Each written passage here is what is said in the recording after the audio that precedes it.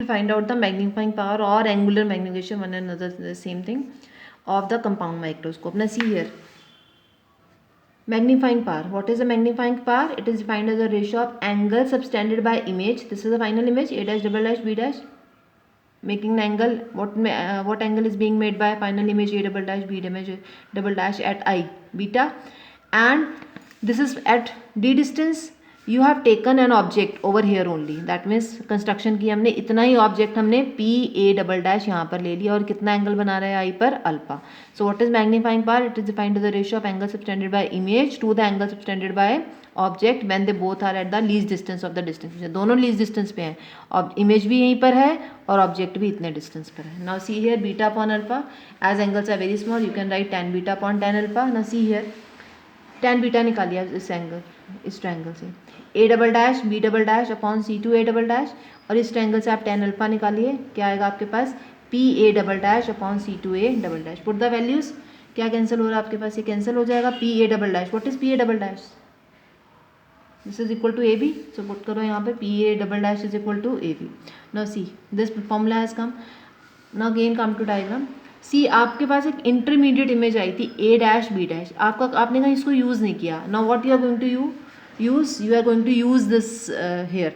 आपने क्या करना है? ए डैश बी डैश से मल्टीप्लाई डिवाइड करना है, कोई फर्क नहीं पड़ेगा. अब क्या होगा? See this and see this, आपने इसको सेपरेट कर लिया. What is this? A double dash B double dash a dash B dash and a dash B dash. What is a dash B dash upon A B? देखो जो आपके पास objective था उसके लिए object was A B and image was A dash B dash, तो means it is size of image by size of object. And what is that? A double dash B double dash, it is the same magnifying power of eyepiece. And you must have done in the previous topic. Eyepiece क्या है? अभी मैंने आपको बताया था पिछले video में कि eyepiece is nothing else, it is a simple microscope, lens used in a simple microscope. तो आई पीस के लिए आप क्या फॉर्मूला लगाओगे? 1 plus d upon f e, और इसके लिए क्या लगाओगे? v by you.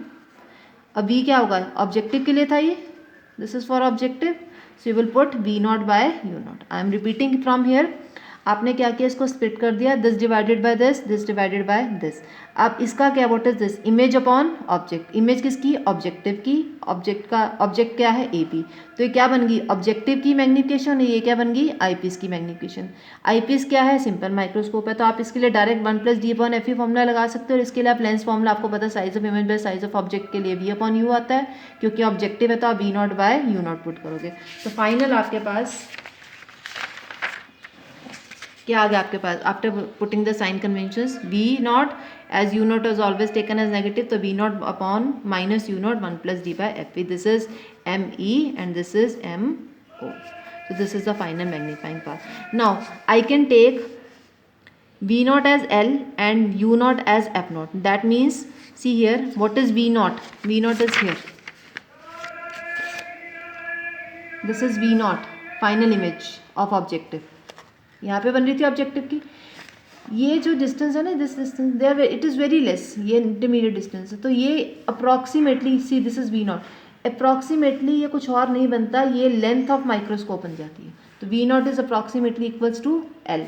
And see here you have taken u not is equal to f not. See here how u not is this.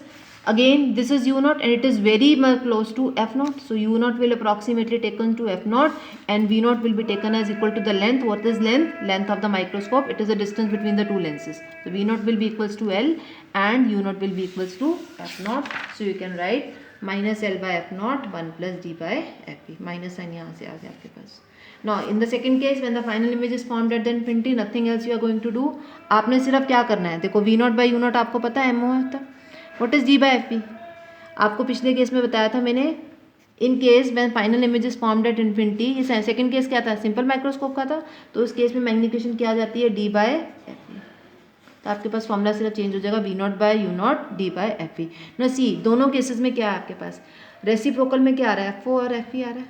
तो मैग्नीफिकेशन पावर तभी high होगी जब F और एफ ई दोनों क्या होंगे, स्मॉल। मीन्स आपने objective and eyepiece both should be of small aperture, तो objective and eyepiece both should be of small aperture, but आपने आईपीस थोड़ा सा बड़ा लिया इसे, क्यों, सो दैट कि आपकी जो इंटरमीडिएट इमेज बन रही है ए डैश बी डैश, ये इसकी फोकल लेंथ में आ जाए। अगर ये भी बहुत छोटी फोकल लेंथ के होगा तो आपको ये जो पोजीशन आपने रैक एंड पिनियन से स्क्रू घुमा के एडजस्ट किया, that will be very difficult. So f e should be little bit larger than the f o, but f o and f e should be small. दोनों के दोनों ही छोटे होने चाहिए, बट कंपैरिजन करें तो इसकी फोकल लेंथ, आई पीस की focal length as comparison to objective ज़्यादा होनी चाहिए। Thank you.